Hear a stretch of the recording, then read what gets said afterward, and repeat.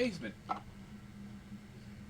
Today, we're going to use a new technology tool called Flipgrid. It's new for our class. Maybe you've used it for other classes, but I'm still going to go over how to record a Flipgrid.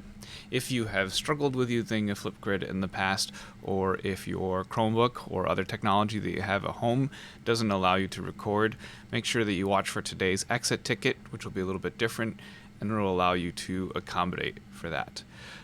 Here's what I want to accomplish. I just want to know how the reading is going. If we take a look at our agenda, we are in the middle of a novel choice unit. You have chosen which of the 3 novels that you want to read for the 4th quarter.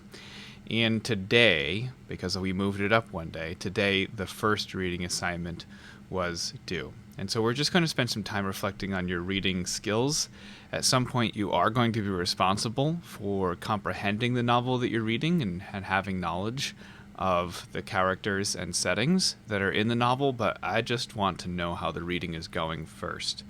If you look over on the homework side of the agenda, note that your next reading assignment is due a week from today. As long as we are in the remote learning model with a 2 days of school, 1 day of flex, and 2 days of school, we're going to keep it really consistent and have your reading due on the day after flex, which means that every flex day you can think of as a really good day to get your reading done. I'm making sure to put up this agenda because it is still the same agenda that we had during regular classroom learning, and it still has those complete 3 C-readers by Sunday night.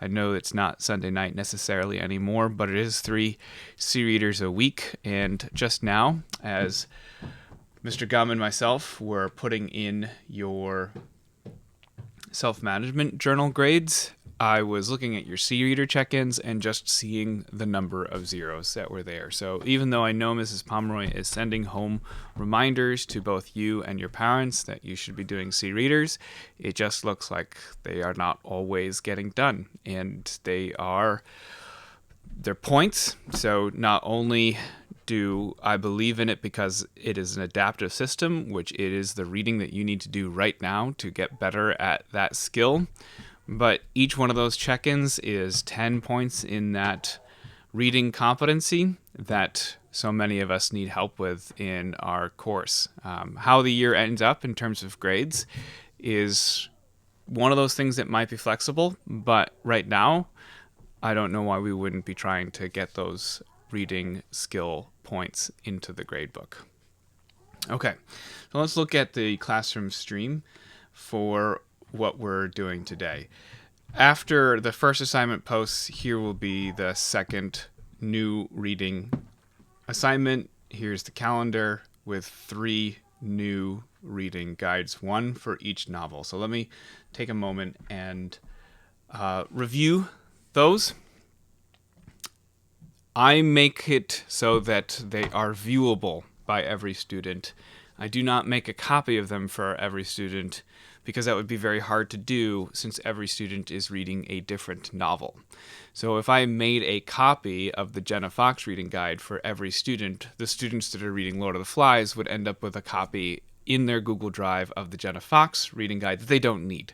So the simplest way for me to do this is to post them as an available Google document, but then you have the responsibility to go to File, make a copy, which will make a copy of the reading guide in your Google Drive just for you to use. You also, of course, can print them out or save them as a PDF, whatever system works for you. I know also that some of your support teachers are making their own copies, and they may provide them to you in an academic center or a skills block or whatever other blocks of learning that you have. So just a reminder that if you are wondering why can't I edit those, that's by design. There's just one copy, and it's there for you to make your own copy if you feel that you need it. Today's assignment is to complete a Flipgrid reflection. You are right now watching today's episode of Mr. Honored's Basement for your instructions. And then you're going to take some time to plan your answers to some discussion questions, which are in a Google Doc that's right here. Here's what I want you to share with me today. When and where have you been reading your novel while you've been at home? You've had your novel for about a week, over a week. Some of you started early, but the first reading assignment was not started until last Friday. What resources and tools have you used to feel prepared for class? So this would be working with another adult. This would be finding an audiobook, perhaps on YouTube, or borrowing one from a library. Or it would be file, make a copy, those reading guides, and have you been using those reading guides and figuring out what questions you do and do not know, and feeling like here is some questions that I have, here are some questions that I've been able to reread the chapter and figure out on my own, or as I always say, as long as you are doing the first attempt yourself, if you come to a reading guide question that you can't answer, that's when it is okay to go to all those resources that are out there, increasingly for free on the internet, like GradeSaver, Schmoop, SparkNotes, that sort of thing. If you're making the first honest attempt, then all of us sometimes need that second professional help to say, like, where in this book do I find that answer? I see the question and I've read the chapter, but I just can't quite put them together. Sometimes those resources can help you know where to look. I will always then say that your job is to go and find it in the novel yourself. Like, that's the third step. But you can use those resources to help you find those answers. As long as you are starting with the novel yourself and ending with the novel yourself, there's nothing wrong with trying to get some help.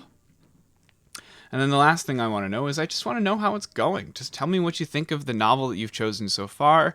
If you have questions about what those characters are doing or the relationships between them, or if there's anything confusing about the setting, you can ask me questions today too, and I will be able to respond to them. Now, where? Where are you answering these questions? Where are you asking these questions? That's taking place in a Flipgrid.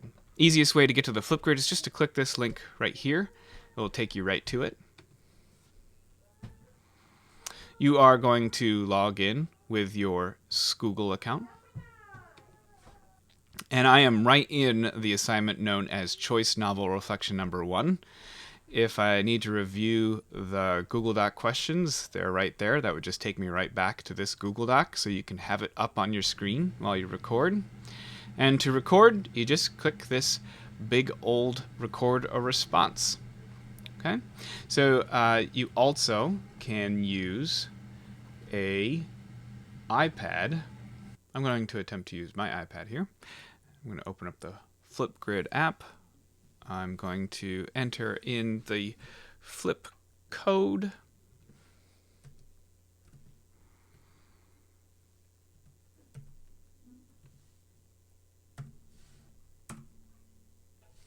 And once again, I'm going to log in with my Google account. And I'm once again into the same Flipgrid that I showed you on the Google Chrome and Chromebook. So if your Chromebook doesn't have a working webcam, or if you'd rather use your phone, you can use your phone at home. Whatever device is most appropriate for you. When you click the plus, there I am. This is not recording right now. You can actually decorate your Flipgrid. There we go. I've got a big old whiteboard, and so if you don't want to be on camera, you can. Right? So if that's what would hold you back, then by all means, don't be on camera. Because you don't have to be on camera. If you don't want to be, you can also have